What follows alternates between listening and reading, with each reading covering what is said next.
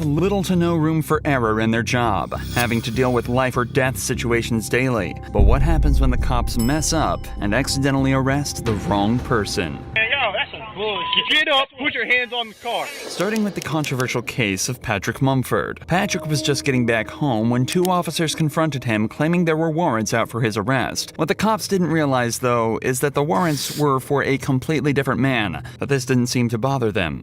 What's your name? I'm going to ask you one more time.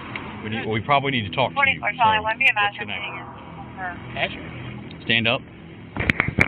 Turn around, put your hands in the car. What happened? Patrick is justifiably nervous here after suddenly being confronted by multiple police officers, but still manages to give the cops his name. However, they decide that they don't believe him, and instead of asking for an ID or trying to confirm his identity in any way, they immediately decide to do this instead. What I do? Man, what I do? Y'all ain't telling me what I do, man. You got a warrant. You got a warrant? He just came back from his probation officer. I got taser. You coming out? You coming out? Hey, come out. Get your hands out now. You got 3 seconds. Hold on, man. 3 seconds. Do not reach. Get up. Put your hands on the car. Show me the warrant. Come out. 2. All right, take it. All right, move. You coming out or not? Dude, stand back. Come out. You got a warrant. I'm not telling you again. You better get out of the car. Y'all ain't let me know what. Get out of the car. Get out of the car. Man, y'all better leave me alone. Get out of the car. Man, y'all better leave me alone, cousin. Move, Fox, move. Come on, really? It took just 38 seconds from the police making first contact to giving the order to tase him. According to the cops, Patrick was given numerous reasonable opportunities to comply with officers, but because of his resistance, they were left with no choice but to stun him. But even after being tased and detained, the cops still aren't finished roughing Patrick up. Something was going on, man. Just off me, man. He keeps reaching for his back. Ah!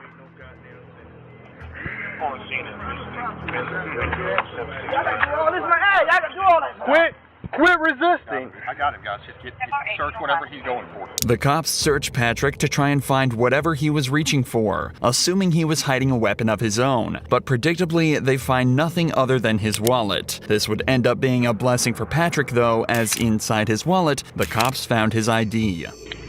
I just seen this fucking lady. Patrick Mumford. This lady not gonna tell me that I got a warrant. I just seen her. Here's the deal, dude. How long I had a warrant? I don't know if you got a warrant, because you're not who I'm looking for. But here's the deal. When we ask you for ID, because you look a lot like the person we're looking for, you give us ID. And when you start this whole fighting nonsense, dude, all you had to do is give me this. But the way you came up asked me out of nowhere. Remember, the cops never once asked for Patrick's ID during the initial interaction. In a later report, the cops also stated that they were worried he was reaching for a weapon when he was shuffling back in the car. So, do you think they would have been okay with him reaching into his back pocket for his wallet? He wasn't given any chance to correctly identify himself, but now the cop is patronizing him and saying he caught a case he didn't need to get. And above all, he's still being manhandled and forced onto the hood of their patrol vehicle. What's the guy name? Is there someone here to stay here that looks like you? Think about it. Hey, Jack. Yeah. Guess what he's looking for? Tell him. Who does he look a lot like? I don't know. He knows who it is. So who is it? Michael? He is not Michael. Okay, I know that now. Oh, they thought it was my son? Yes!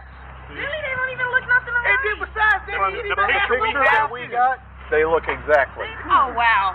I'm looking at that picture. I mean, Don't they look alike?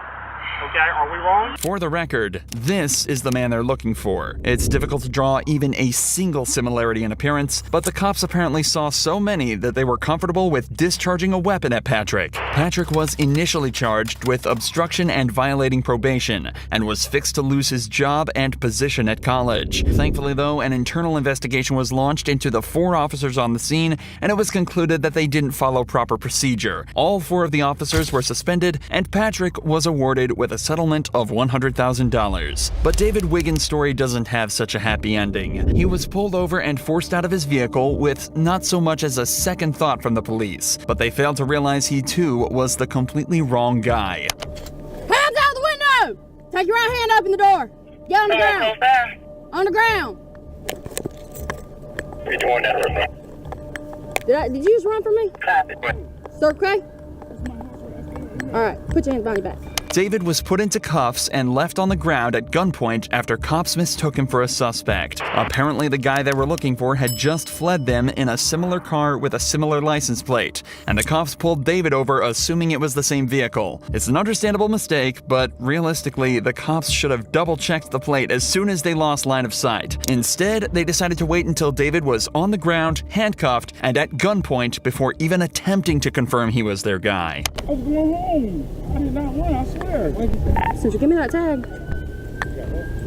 Contact to a 2016 Dodge Challenger, last name Green. It's not a hanger. It's clear. This ain't even him. Yeah, you good. You're good. That's scary. You got almost the same tag, same car. He must have passed you going through. You good? Good. All right.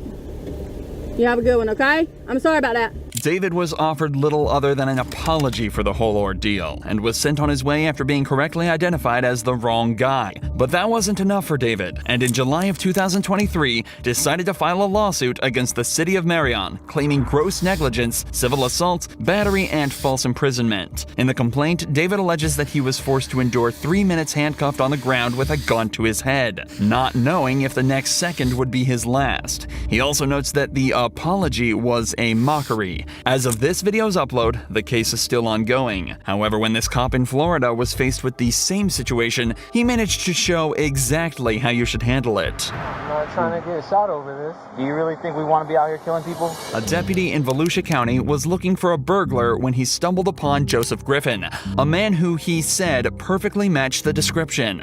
There is a burglary that happened. You kind of fit the description. Let me just make sure that you're not him, okay? All right.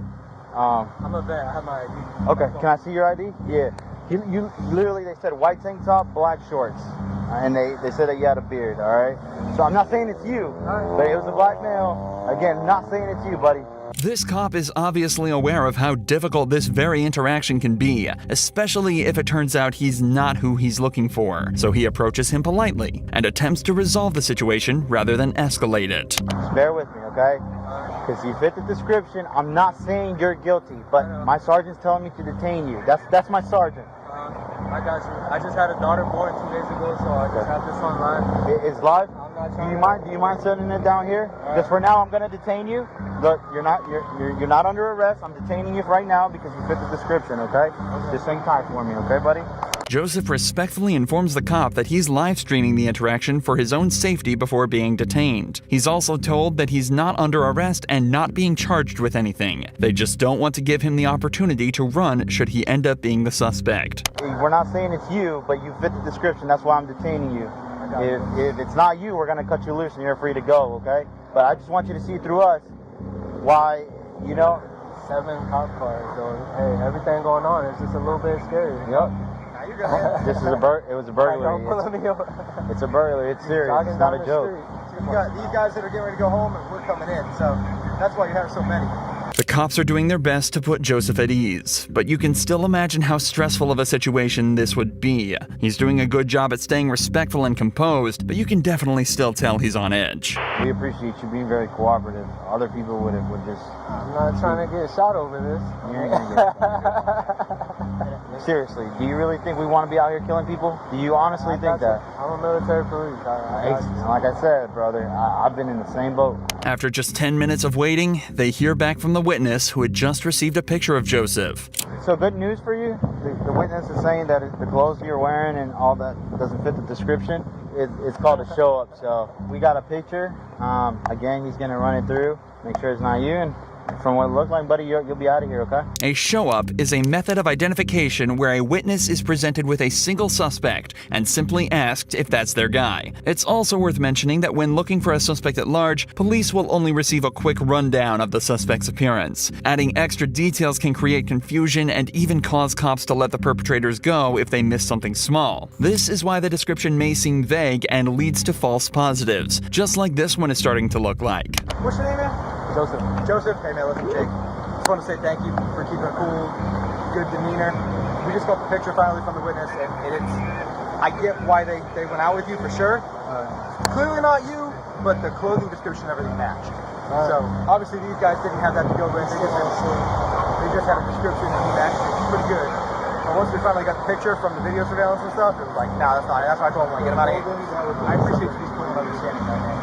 Just like that, Joseph was sent on his way back to his wife and daughter with no further action taken against anyone at the scene. Later that day, the suspect was found and arrested. Both cases in this video so far have involved fairly innocuous crimes, but that's all about to change in this next case, where a man is falsely accused of robbing a bank and shooting a man in the head. You're not going to tell me how to talk, all right? You shut your fucking motherfucking mouth! In the early hours of the 23rd of April, 2022, Grand Junction Police received a frightening phone call. 911, is that what's the address of your emergency? 704 Horizon Drive. I heard gunshots outside on Horizon Drive within a minute ago. How many did you hear? Probably 4 or 5. Later that morning, police received a second call from a nearby hospital, making them aware of a patient who had walked in on their own with a gunshot wound to the head.